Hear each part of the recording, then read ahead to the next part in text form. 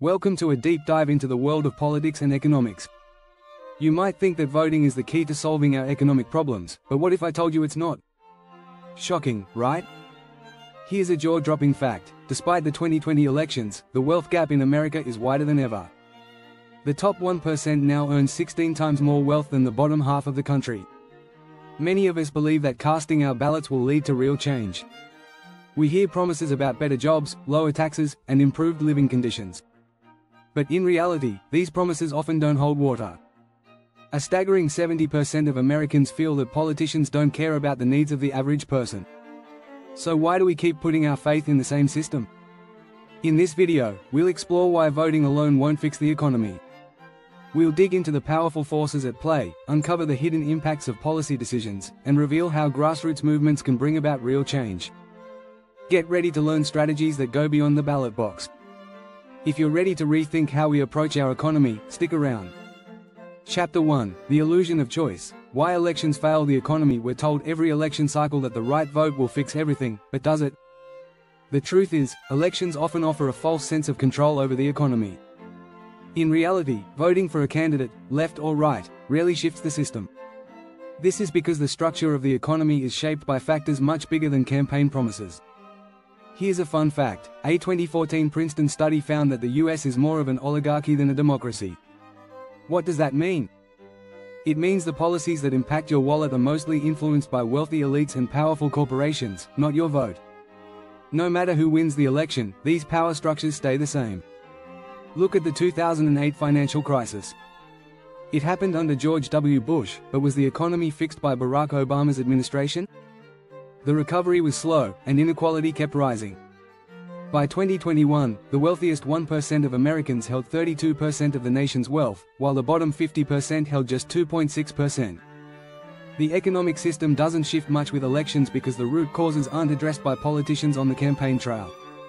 Elections make you feel like you're choosing between real change and the status quo. But ask yourself, when was the last time your vote directly led to lower rent or better wages? The truth is, elections offer choices within a system designed to preserve itself.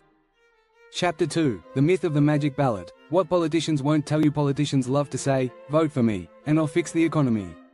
But the truth is, most don't have that power. Voting is important for many reasons, but fixing the economy isn't one of them. Why? Because politicians often can't, or won't, challenge the powerful economic forces at play. Here's something politicians rarely talk about: the influence of corporate money. In the 2020 election cycle, around $14 billion was spent on campaigns, more than any other election in US history. Much of that money came from big donors tied to corporations. Politicians are heavily funded by the very industries they claim to regulate. So, while they promise change, they're often constrained by those funding their campaigns. Economist Thomas Piketty explains this well in his book Capital in the 21st Century. He shows that over the past century, wealth has consistently accumulated in the hands of a few, regardless of political changes. He points out that economic inequality is largely a result of policy choices that disproportionately benefit the wealthy. Voting for a candidate might change certain policies, but it won't unravel the complex web of interests that truly drive economic decisions.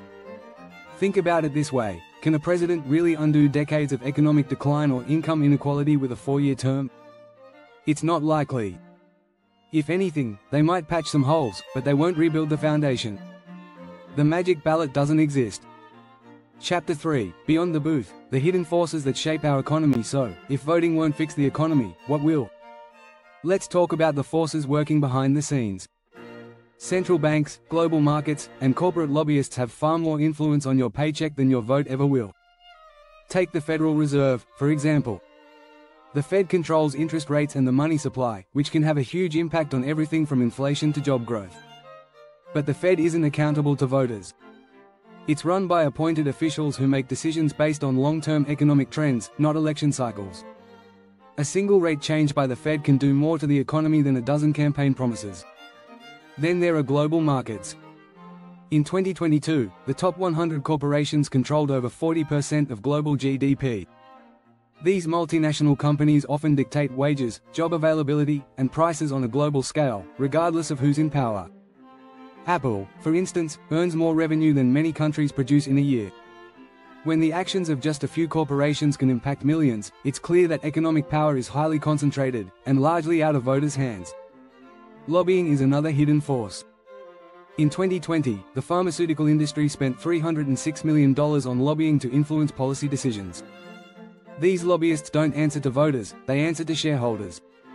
So even if you vote for a politician who promises to reform drug prices, the real decisions are being made by well-paid lobbyists behind closed doors. So, where does that leave us? If voting doesn't fix the economy, we need to shift our focus to understanding and challenging these unseen forces. Real change requires addressing the root causes of inequality and corporate control, not just casting a ballot every few years. If you're finding value in this video, please take a moment to subscribe.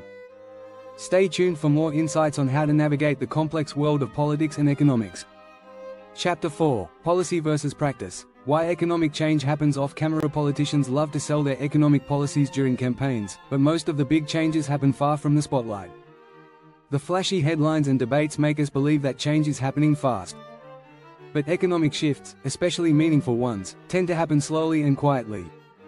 Let's take tax policy as an example. Everyone remembers when Donald Trump passed his 2017 tax cuts. It was billed as a win for the middle class, but according to the Tax Policy Center, the richest 20% of households received almost 65% of the benefits from those cuts. Meanwhile, wages for average Americans stayed mostly stagnant. The promises sounded great, but the long-term results? Not so much. The same thing happens with infrastructure. Politicians love to talk about fixing roads, bridges, and public transit during elections. But once they're in office, the process slows down. Bureaucracy, budget fights, and political priorities often delay real action. Take President Obama's stimulus plan in 2009, which was supposed to rebuild America's infrastructure. By the end of his 2 terms, much of it was still incomplete. And don't forget about trade policies. They're negotiated behind closed doors, often years in the making. For instance, the North American Free Trade Agreement, NAFTA, had ripple effects on jobs in the US for decades, but very little of that was part of election campaigns. The real economic decisions, the ones that impact you, happen in small rooms with economists and advisors, not in debates. Economic change is more about slow, systemic shifts than quick, election cycle wins. Policy might sound good on paper, but practice takes years, and voters rarely see the full picture. Chapter 5: Grassroots Movements. Real economic power is in your hands. Here's a secret politicians won't tell you. Real economic power comes from the ground up, not from the top down. While you might feel powerless to change the system, history shows that grassroots movements can reshape economies in ways elections can't. Take the labor movement. In the early 20th century, workers banded together to fight for better wages and working conditions. It wasn't politicians who gave us the 8-hour workday, it was workers themselves. The power of unions forced industries to change, and eventually, politicians followed. By the 1950s, unionized workers made up 35% of the American workforce. Their collective power drove up wages, secured benefits, and helped create the middle class. Another example? The rise of cooperatives. These are businesses owned by the workers or consumers instead of shareholders. One of the largest co-ops in the world, Mondragon in Spain, employs over 80,000 people and has proven that economies can thrive when workers have more control. It's a different model of economic organization that doesn't rely on waiting for government policies to create change. Local activism also plays a big role in shifting economies. Take the "Fight for $15" movement in the US, which started as a small protest by fast food workers demanding a livable wage. It eventually became a national conversation, and by 2022, 30 states had raised their minimum wages. That didn't happen because of a single election, it happened because of sustained pressure from ordinary people. If you want real economic change, don't just wait for politicians to act. Organize, push from the ground up, and create alternative models that work for you and your community. If you enjoyed this video and want to dive deeper into these important issues, make sure to subscribe. Together, we can explore how to create a better economy for everyone.